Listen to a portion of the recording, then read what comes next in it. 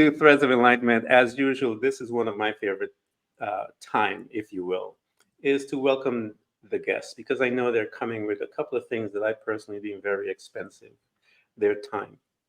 Time, 24 hours has been given to every one of us. So we cannot say one has an advantage over the other. How you utilize your time, how you respect your time and honor your time will tell me much about you.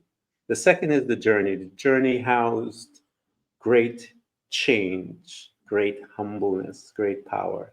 Why? Because it created the individual before us.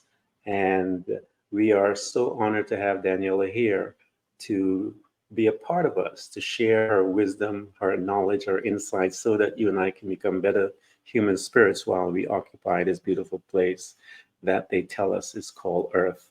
Daniela, thank you so much for coming to Threads of Enlightenment. You're welcome. Thank you so much. It is an honor. Tell the folks, how do you serve? Because I tell them, make it a life passion to hurry up and become a servant. How do you serve mankind, if you will?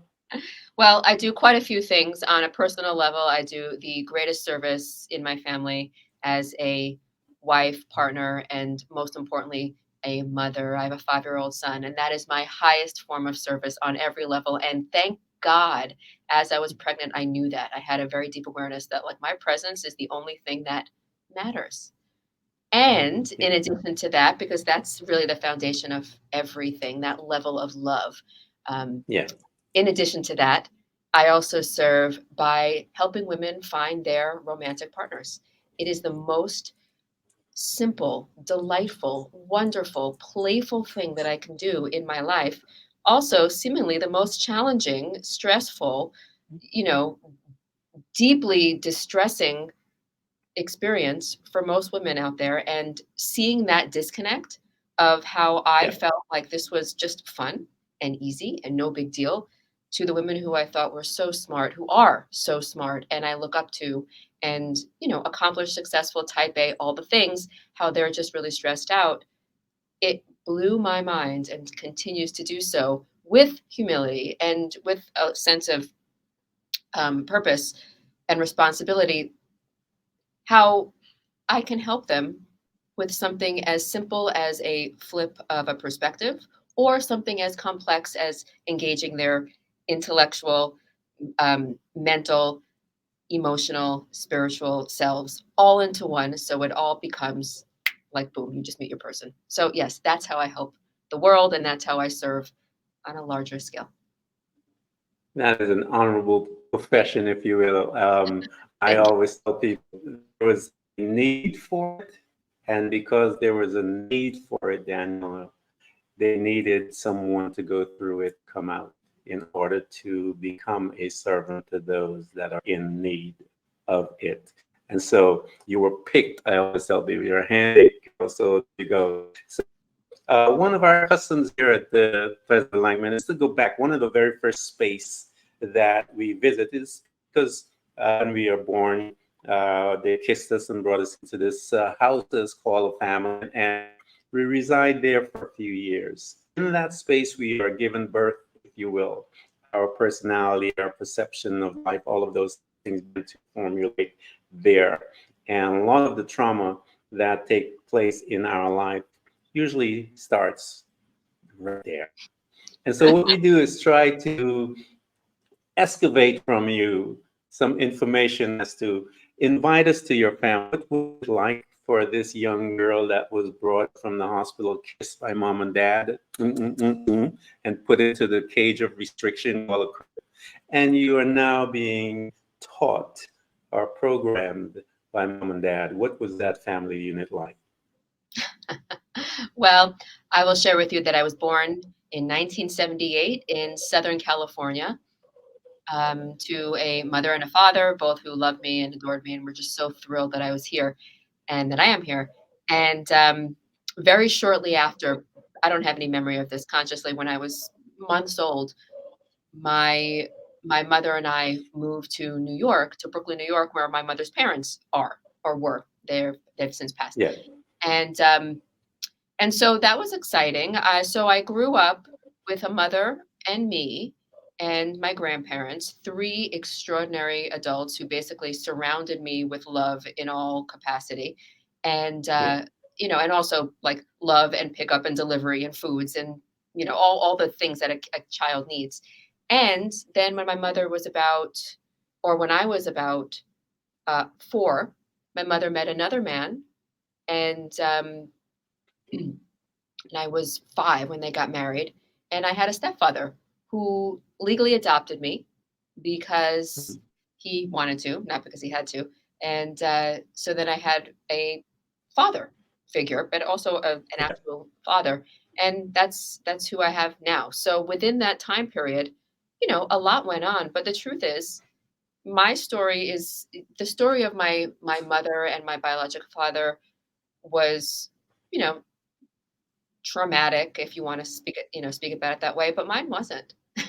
And then it Yeah. was I had 2 different lives. I had a life of having a single mom and 2 grandparents, and then I had a life of of a mother and a father and 2 grandparents. So, Yeah. That's beautiful. I think you were cradled by your mom and your grandparents, and I think that will always um, uh, lessen pain or any type of trauma that a young child will experience anyway because of that overwhelming amount of love. So here you are. You have your granddad or your stepfather stepped in, and you are now this 5-year old. You recognize that there's a change, if you will. That change with that new stepdad in the picture, how did you, as this young girl, accept that? How did she handle that change, if you will? um, initially it was a little difficult only because I wasn't used to having a man around in my house, Hmm. you know. Yeah. But and my father was really funny. He was actually very understanding of that and said it's okay. You shouldn't be used to this. It's weird, right? Yeah. And so he basically was patient with me, was unflappable, and in a very Yeah. short amount of time, I remember being upset, and I also remember I have a very short memory of being upset, and then I remember just him being like there, and I love him. It was like the most simple. Yeah. It was very simple. It was just like you're here. I think I probably threw a fit for like a moment, but I didn't actually feel like I wanted him to go away. It was just like, this is brand Yeah. new. Yeah, I'm sure it is for a young girl. So here's this young person. She is growing within her family. She has a degree of security, if you will, and she's moving through life. You are in high school, Daniela. How did this young girl begin to perceive her outside her friends, her world, if you will? What was your conversation like? What was your mindset like as this young teenager um, expanding as she began to grow and move forward in her life? Well, honestly, I think I've always been like this. I've always been too mature. Those words, even in elementary school, I got like an award when I was in 5th grade for being like the best psychotherapist, but it wasn't a psychotherapist. It was like they named it all this flowery language and they created the award for me when I was literally 10 years old at the end of elementary school to say basically she's the one who's most aware of other people's feelings and can figure out what people need at all times. And so that continued on. It continued on very naturally in junior high Yeah, school and high school, and the way that it showed up in high school, which I think is what you're referring to as also like how does it work in terms of like the clickiness of high school when that kind of yeah, yeah. happened. High school, well, I this is a funny story or a funny realization that I didn't know was a thing until Hmm. um, I got to college and thereafter. So, uh, again, I was born in '78, which means that my childhood was very much in the '80s.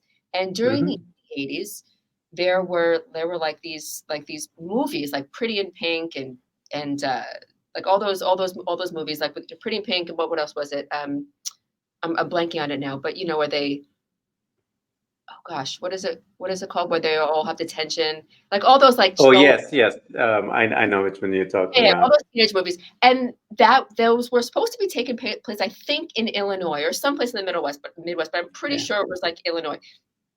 And I remember thinking, watching them on TV, on, WPIX, in my room with the remote control, because I was really like, you know, psyched about that remote control. And I Yeah.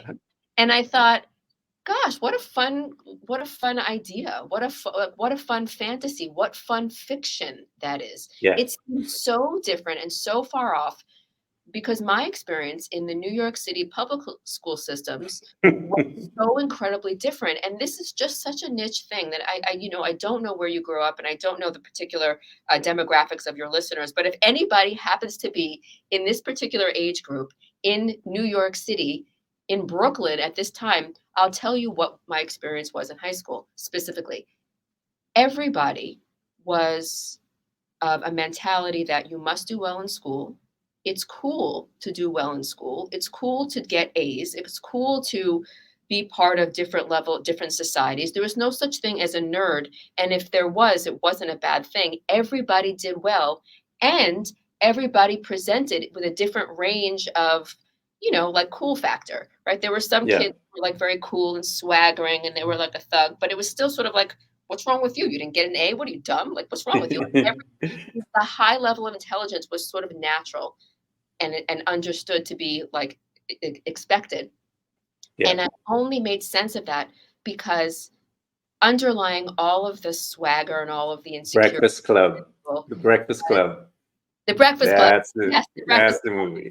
Club, yes. So underneath all of that was, we were all working class immigrant culture. That's Yeah. what it was. And so nobody had the opportunity to not do well. That was the very simple mentality of, you could do whatever you want.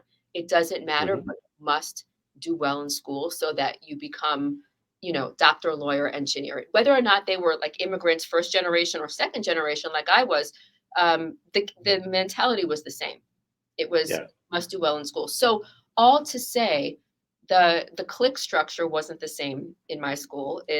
And on top of that, I individually, coming back to me and my own experience, Yeah. I never um, fell into any sort of groups. I've always been that person. I love everybody and everybody loved me. I seamlessly went from group to group if there was such a thing, but Yeah. also school wasn't the only place where there was. That was also the thing about the John Hughes movies, which I'm also remembering his name, that school was the main social thing.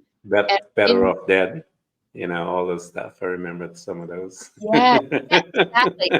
Where it just, I mean, even now, like with like these, with the more uh, contemporary like high school dramas, where the high school kids seem like they're 35, which they might be playing with.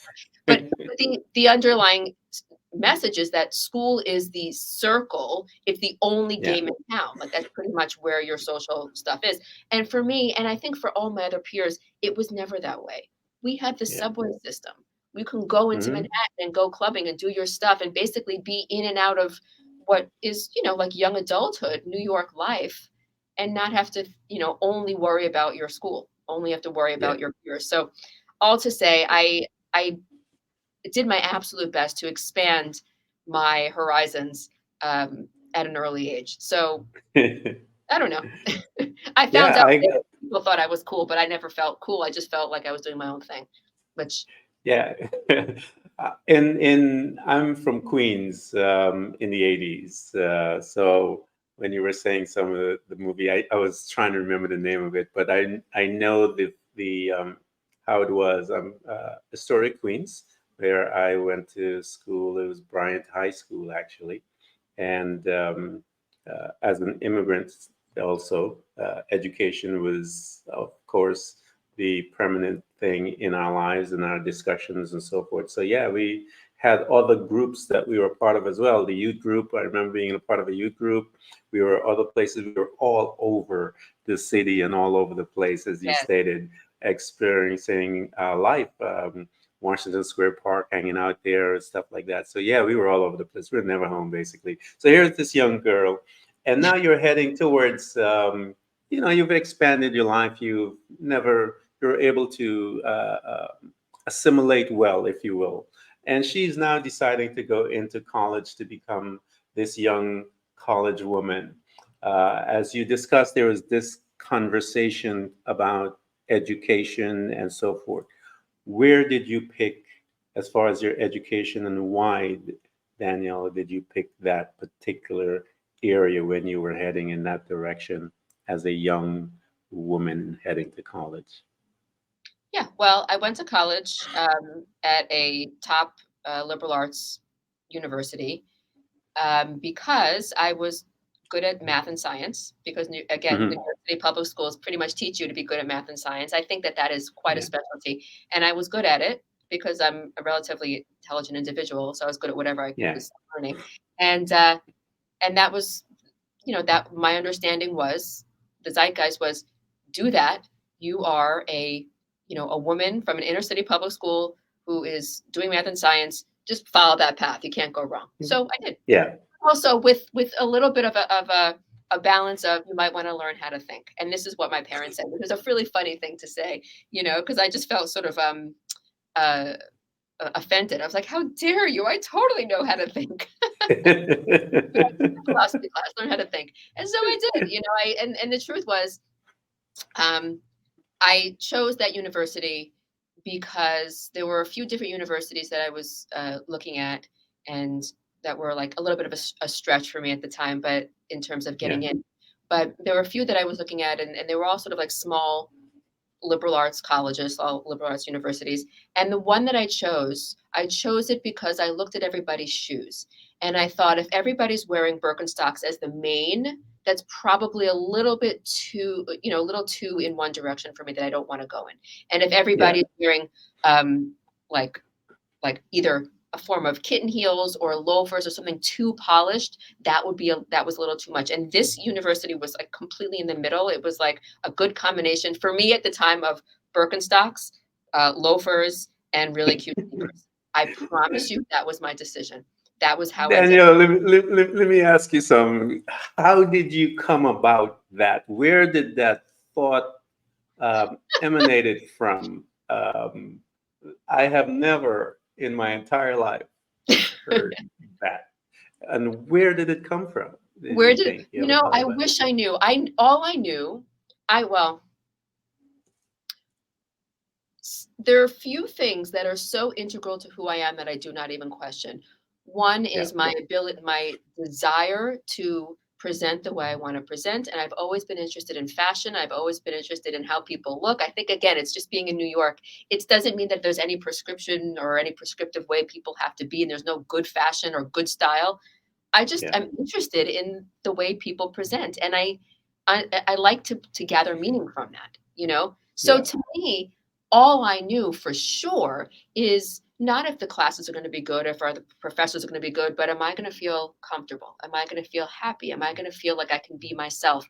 And I think at that time, especially, I wanted to know that I can present the way I wanted to present. I could wear what I wanted to wear and be free the way I wanted to be free. And if I felt like it was too much in one direction, or if I got the vibe that it was too much of this and too much of that, it wasn't the right thing. And shoes are a yeah. great way to do that. FYI.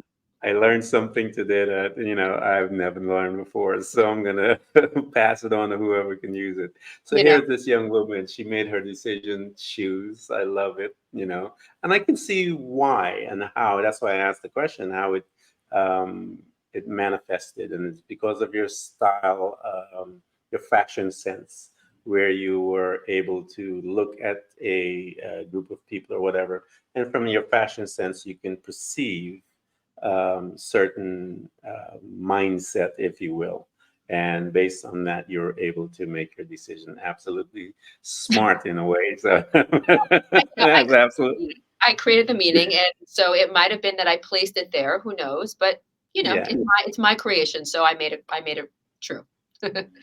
It worked, didn't it? So here you are. You are in school and you are moving forward in life, and because we want to get as you moving out of life, because you are going to experience some different um, processes, if you will, different experience in your life as you're moving forward, and you decided to graduate. You got your degree.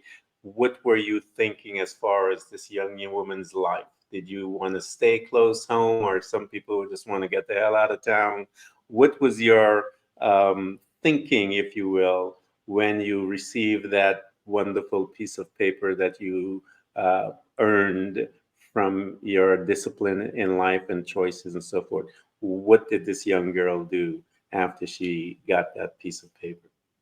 Well, at the time, it didn't even occur to me to go anywhere but home, and Yeah, not necessarily home, like my parents' home, which is what I did immediately after, but to move to New York. And again, it was this sort of, I was truly unaware that New York was a destination, or rather that Brooklyn was a destination of any sort, because growing up, Brooklyn was not particularly cool or hip yeah, or interesting. It was just the place you go out of in order to get to the city. So yeah. when my peers were moving to Brooklyn, I just thought that was this. I really, I didn't even turn my nose up at it. I was truly confused for a little while. Mm. Why? But like, really? Like someone saying I'm moving, like, I don't know, like, like someone saying I'm moving to some unknown town in the middle of the Midwest, or like you would sincerely say, why? Well, something must be Yeah, there. What's there? And yeah, so I didn't quite get it. And then I realized, okay, this is just the place to be. And so I said, well, I'm going back to the place to be. This is silly. So I did. And I had, a place to live. And very shortly after I moved out of my parents' house, but always being at home, that was the mindset that I would be in New York. I didn't have any desire to go anywhere else. And quite frankly, I've been like a tried and true New Yorker my whole life. I doubt I will move unless I have a second home, or second homes, third homes, other homes. But yeah, that was the mindset. There was no other place to be. wow. I love the space as well. Growing up there, New York is nothing like anything on the planet. It is one of my favorite places to be and to spend time. The food, my God, Daniel, the food is superior to. I've traveled all over the world, and the food in New York is something else. This young woman now is moving forward, professional life. Where did she end up? To live.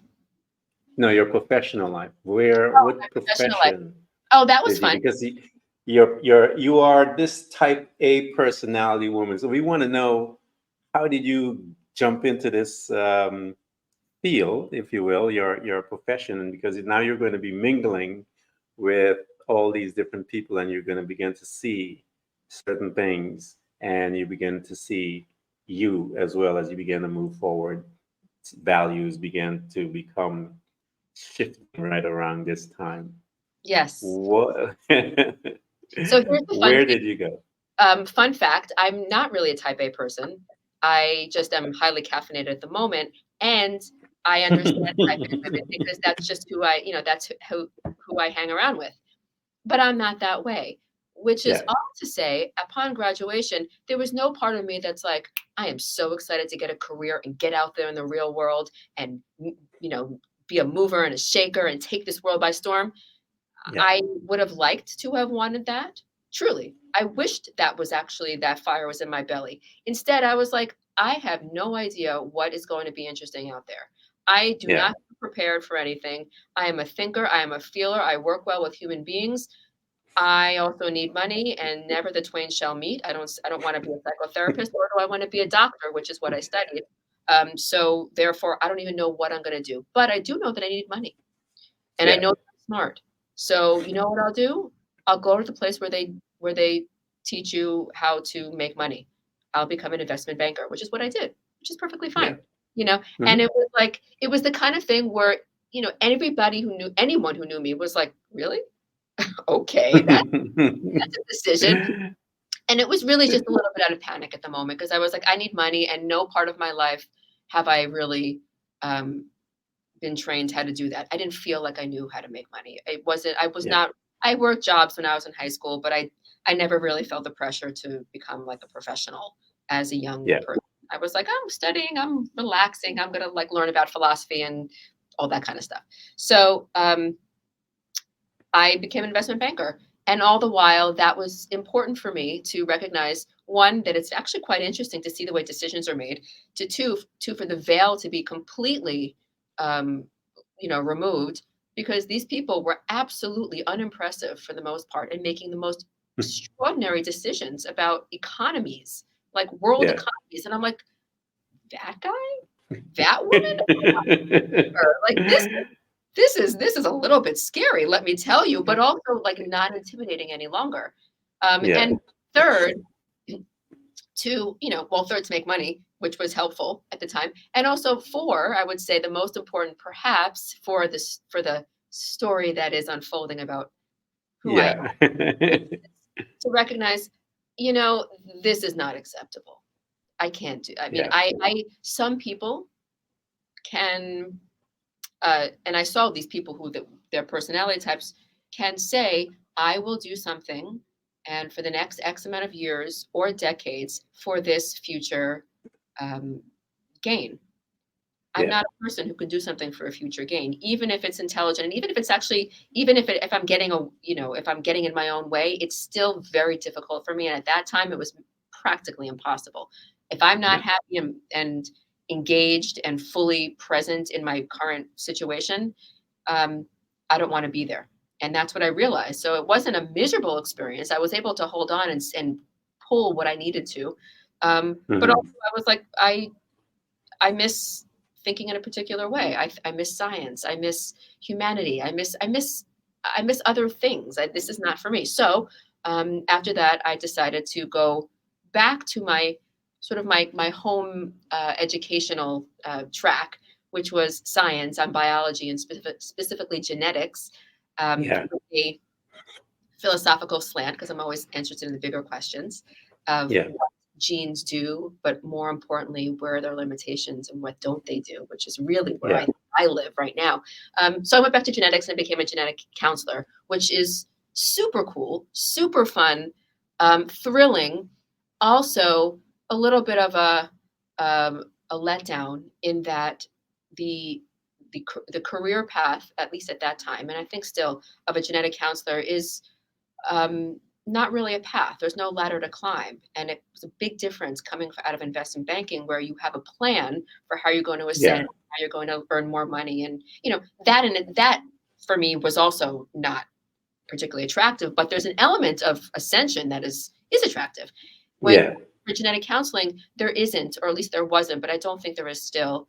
You can't quote me on that, but there isn't an ascension. You can basically move laterally, but here you are, an educated health professional, like a very highly sought after, it's, you know, limited edition, state of the art, educated, brilliant, human contact and science minded person, and you're not getting paid particularly well because the word counselor is in the title, um, Entirely. Yeah. and also you are there's no place for you to go, you know, like there's no place for you to ascend, there's no way for you to advance your career uh, in any way shape or form, which was a real letdown for me. And I kind of knew that on some level, but um, doing it for quite a few years and realizing that there's a joy in the service and there's a joy, Hmm. you know, like I was doing for free, but there's a joy Yeah. in excitement and the service and the learning. And there's so much excitement in the cutting edge science and how it affects people. And yet I just felt like I was burning out. So I was like, no, this is not for me. The thing about that experience was I realized, oh, there's an element, like maybe I'm a little bit more type A than I realized. Maybe this is why I didn't want to go to the all Birkenstock school. You know what I mean? Like maybe there's Yeah. I want to be known, to be powerful, to be well Yeah. paid. I want all of that. I mean, I do. So all of that was happening, and then and this is sort of like a long, you know, LinkedIn profile story, but then I Yeah. went into fashion because I didn't really know. I felt a little bit like confused, like what am I doing here? This is silly.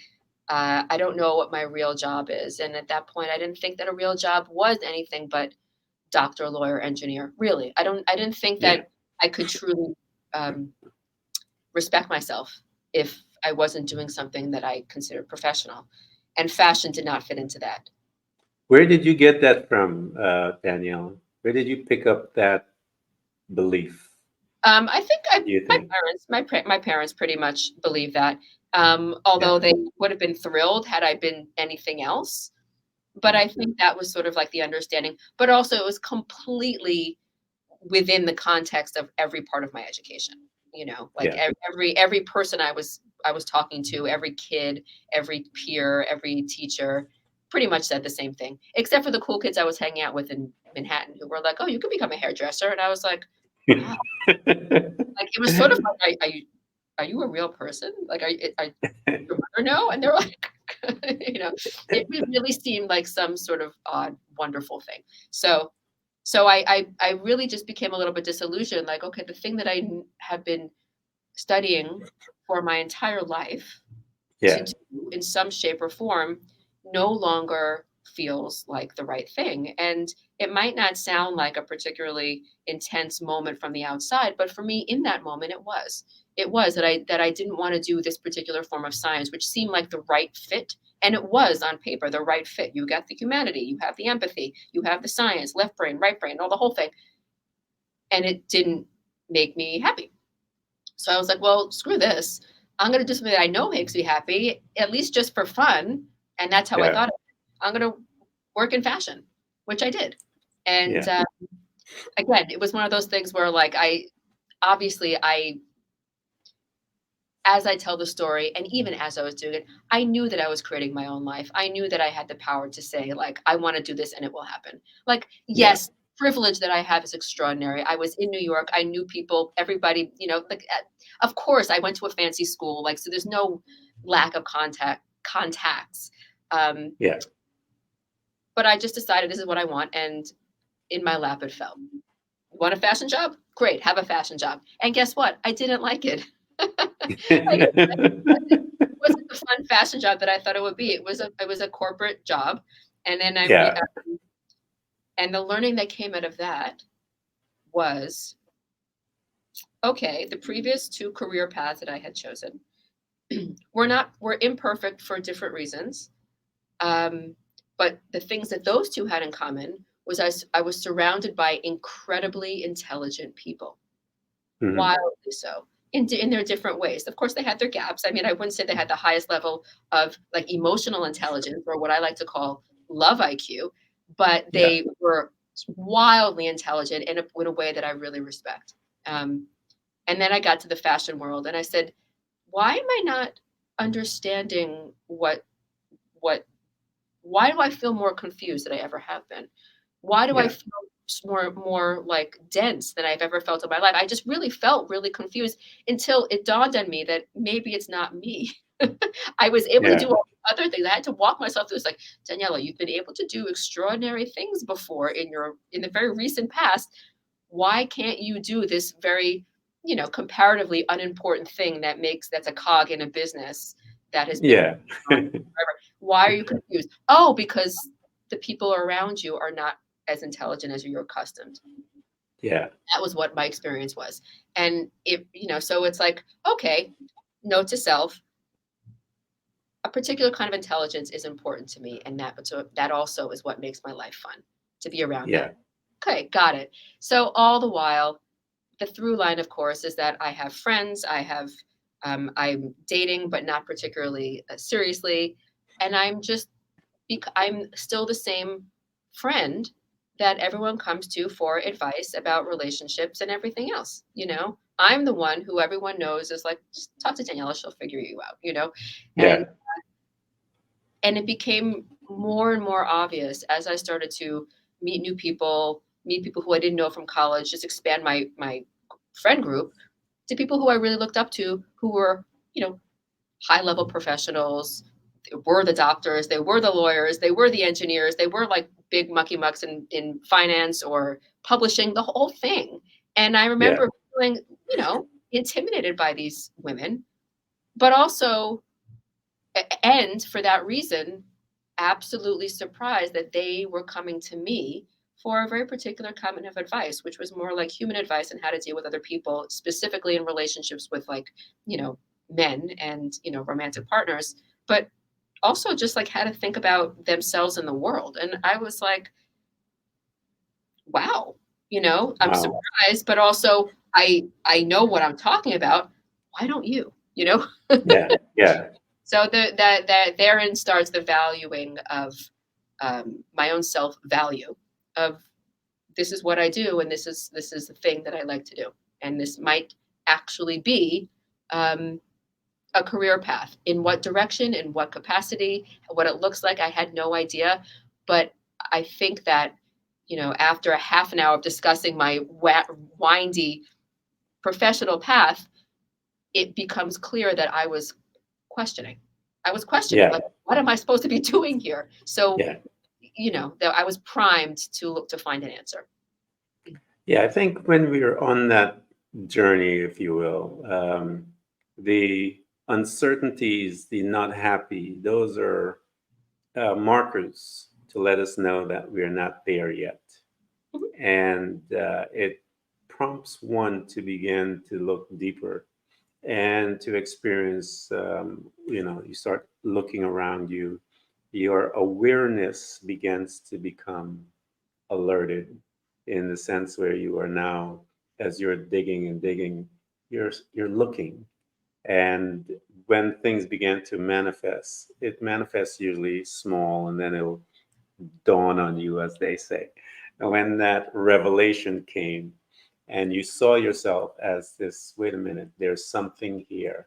Because you've been trained, you've been going through training with the human gene and all of it. You've been being trained from all the professions that you were a part of. And so you're getting a chance to see from many different things. So here you are, the light bulb goes on, Daniela, and you have walked into something unannounced because you have this gift all your life Mm-hmm. and people recognize the gift and you're still not 100% aware of it.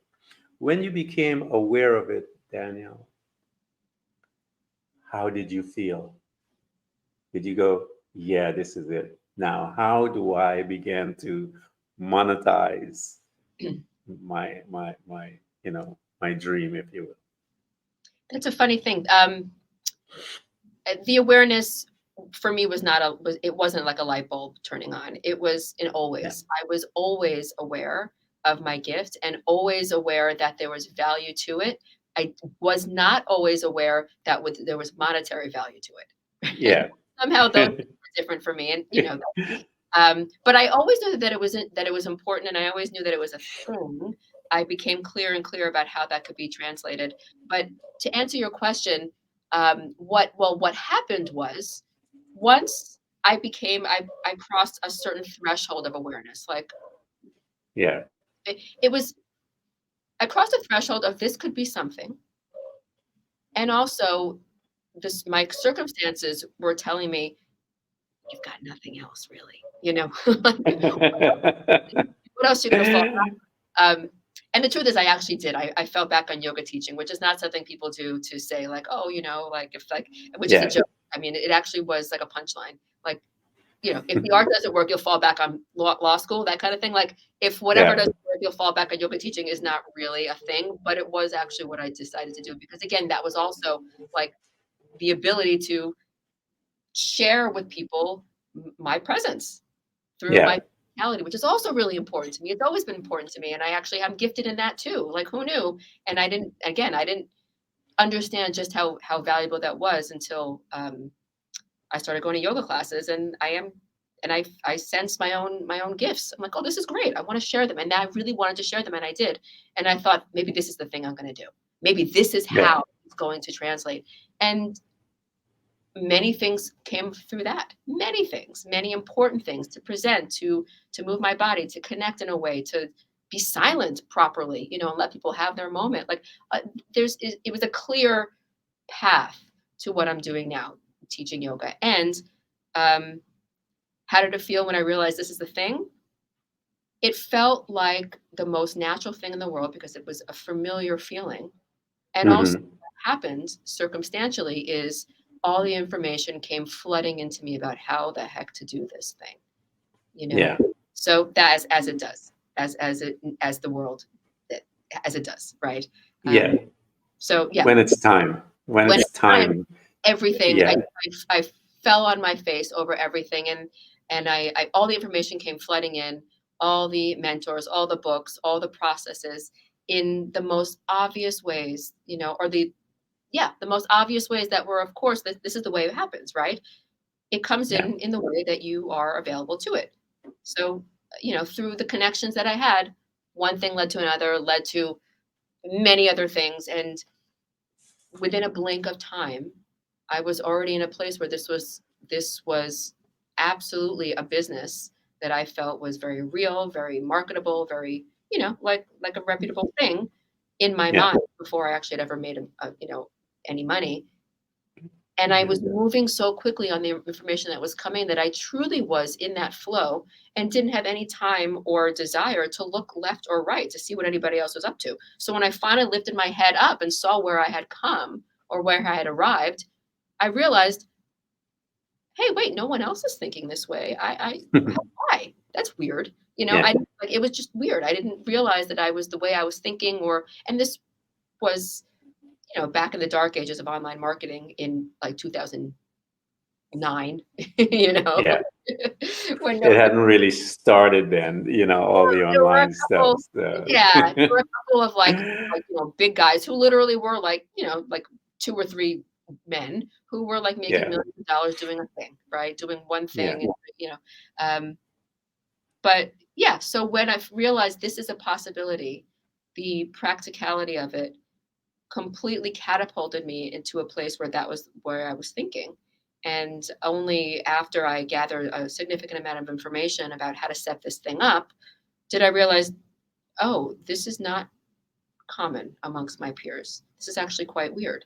This is actually quite like Yeah. this is, you know, and I started to think of myself in that regard as a pioneer, which I never thought of myself as before.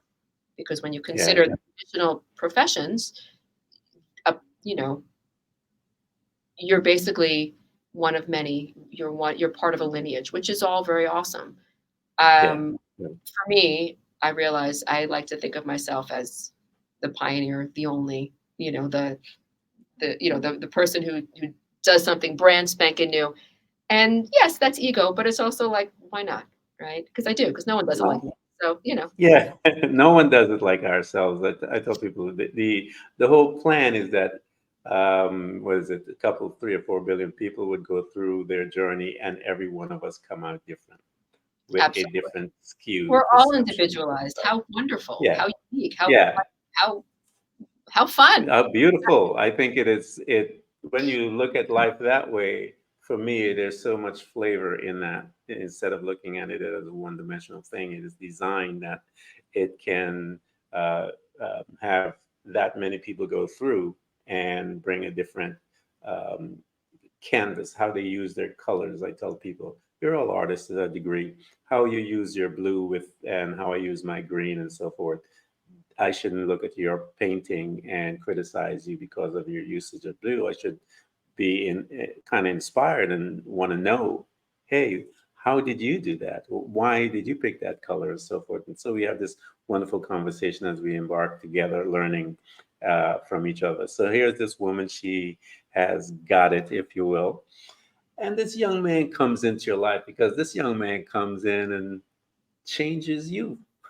And so we want to talk a little about that because as trauma ends into our life and causes us to reevaluate the importance of certain things, the whys and how and all those different things, it begins to propel us onto a different path.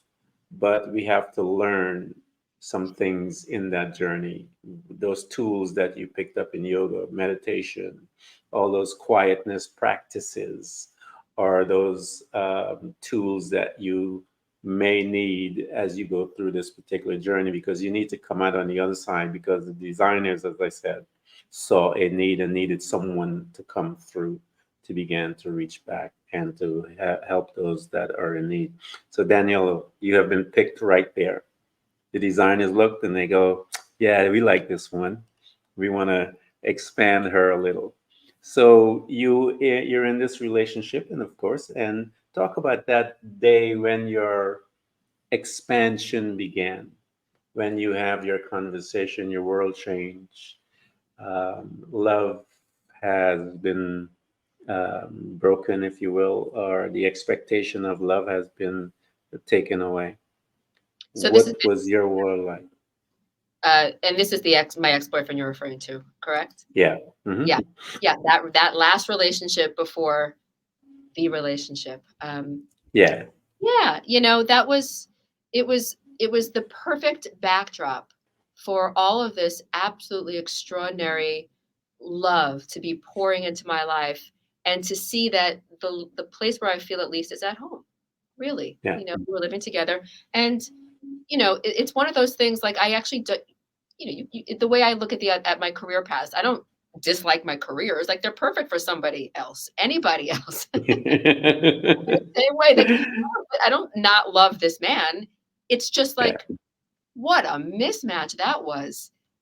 Yeah. In and I will say that prior to him, I had always treated relationships and dating and, like, men and having those relationships as no consciously as really just a means to get to know myself better with love. Yeah. I wasn't hurting anybody. It was all playful. It wasn't that they weren't serious, and it wasn't that they were not serious relationships, nor was it that I didn't care about these people, or I didn't, like, cry real tears of, sadness, angst, the whole thing. Like, I had all the emotions, in that moment, that this is the thing that's so important and I want it, but understanding at a much higher level, consciously, yeah, but guess what, Daniela? If you're not done yet, this is all about you. It's all about you Yeah. finding out about yourself, and it's important and it's fun and it's exciting, and even, even the sad is happy. Just like, I knew that at a higher level. And so I really I was moving away from that when I met my ex-boyfriend. And when I say away from that, it was basically no longer, I felt completed. I felt like Yeah. it wasn't necessary anymore, and it was less fun, and it wasn't necessary to date and have relationships with men because I was learning about myself. I felt like this, what it's like when something that once Yeah. was required or necessary or fun and had the excitement in it doesn't anymore, and you feel it. You're like, okay, this Yeah. is, the volume's going down. Like, okay, whatever this is. and and I had been single for a little while, and I met my ex-boyfriend, and it seemed to be the thing that would be the obvious next step. In that perspective of, I'm no longer dating in this way to learn about myself mostly, and that's no longer the priority. I don't know what other way there is, but it's got to look like we're a partnership. I had this idea about what the other way was. Obviously, there Hmm. is no other way. It's only the correct way for you. But in that moment, that was a misunderstanding. And the reason why I'm sharing this with you, to give you some context, which is, it's not that the relationship was perfect and then it went sour. It was never perfect, and nor was it ever right. But I made that Yeah. decision because I didn't know what right was. I just thought, Yeah. different from what I had experienced before, must be the right thing. And Yeah. so it, in so therefore, in it to sort of like speak up for my ex-boyfriend, it was a losing battle. Like, there was no way he could have Yeah.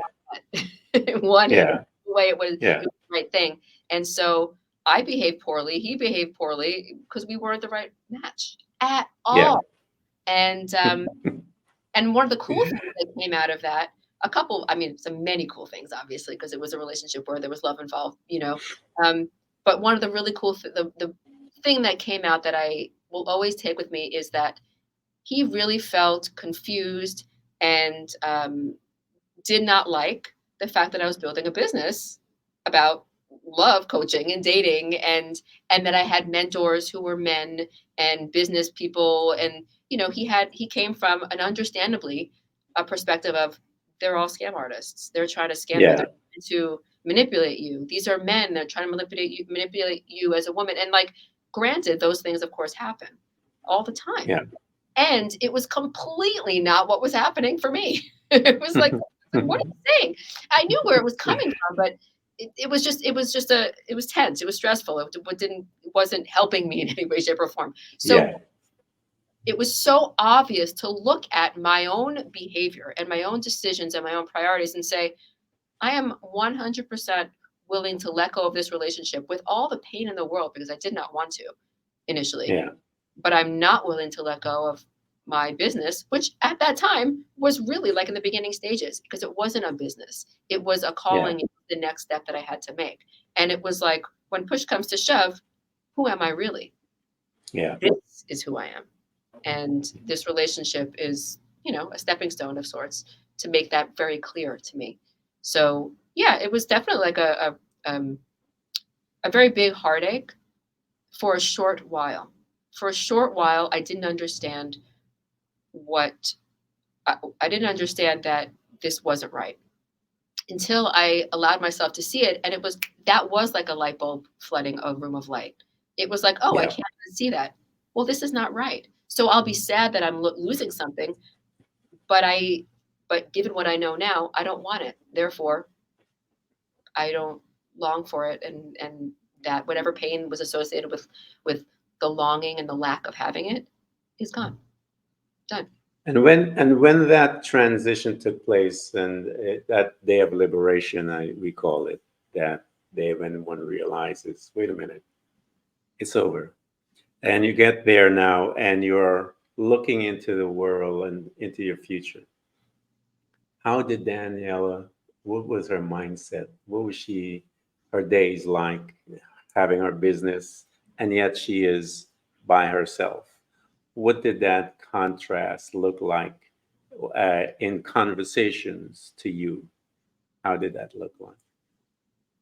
Well, I get asked that a lot, and I had gotten that question, like, but you just broke up with your boyfriend. What kind of, coach are you? Which was really the way it was, oftentimes the way it was phrased. And from the outside, it seemed that way. But actually, the breakup that I had been through gave me so much awareness and knowledge and wisdom about what's important in a relationship because I finally knew. Hmm. I said, oh, Yeah.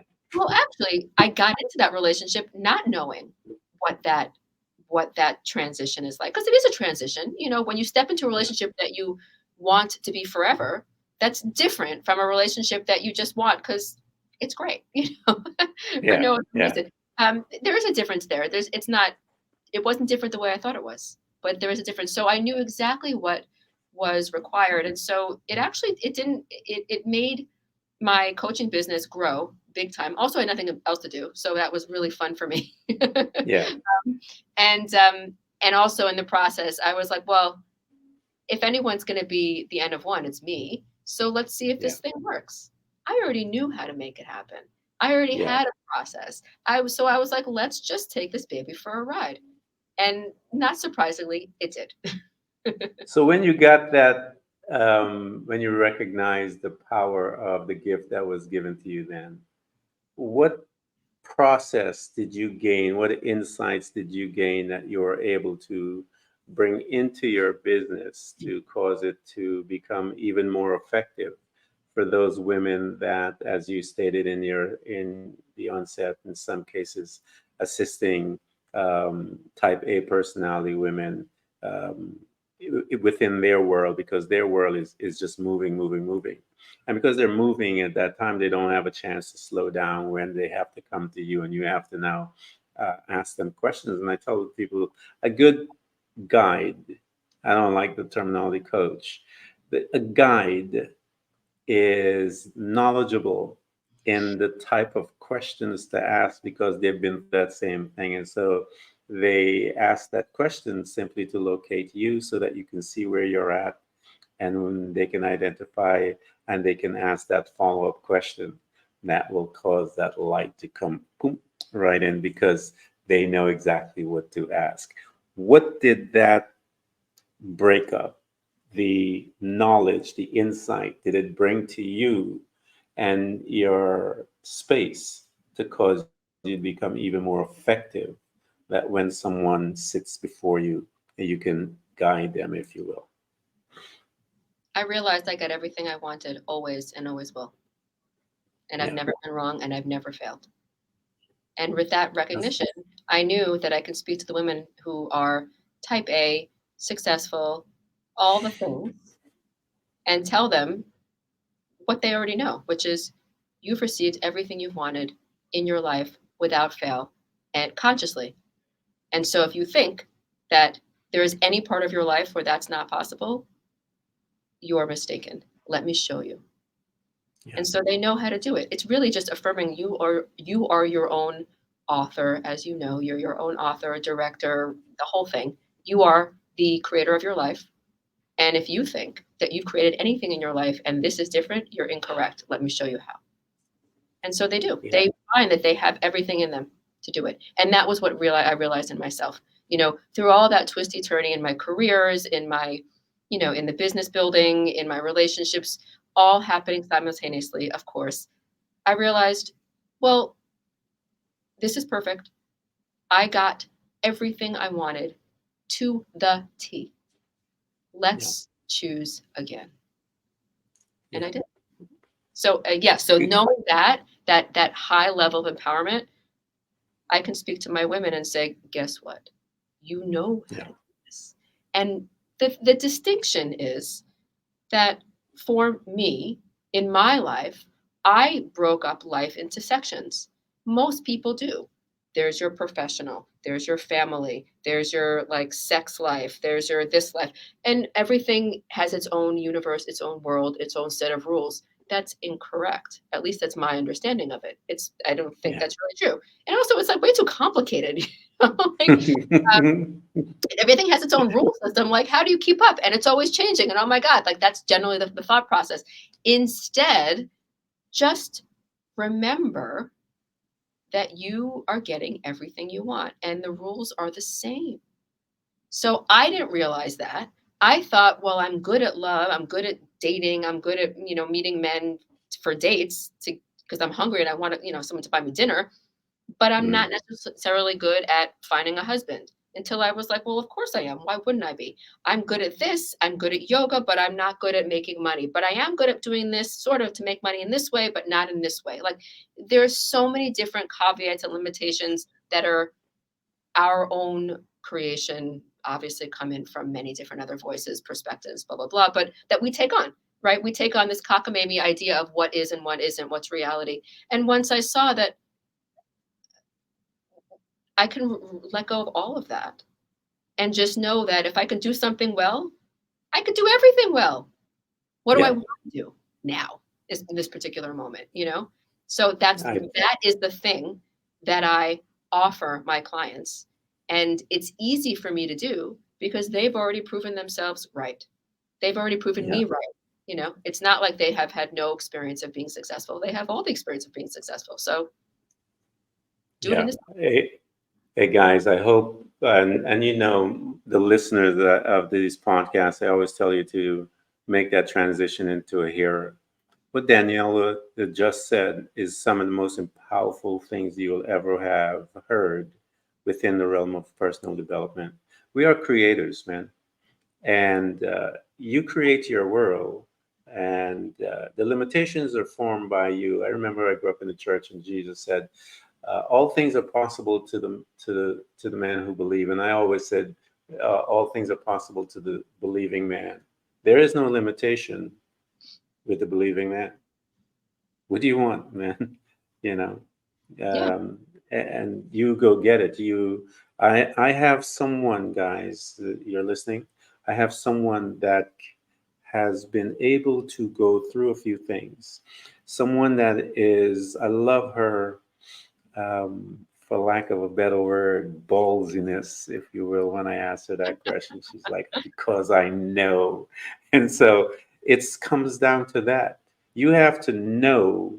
And when you know certain things, when she speaks about it, she is speaking from a different place than just the natural mind. She's talking from a different place of ownership, power. That when she releases those words, it will change your life. And I have someone that is able to guide you. All those women that are out there, I've worked within some of my mentors who are in the healthcare ministry were all women, powerful women. They taught me much. I was their student, and they groomed me well, and I saw what these women were about, and I saw also the trepidation when it came to relationships because of who they were as well. I got you someone, guys, that is able to work and to hold your hands and bring you through to the other side so that you can meet that individual that will be able to stand side by side with you, and you guys can kick ass, as they say, while you're here on this planet. Daniela, this has been really good. I love this conversation that you had. I love the way you said a few things, especially you knew.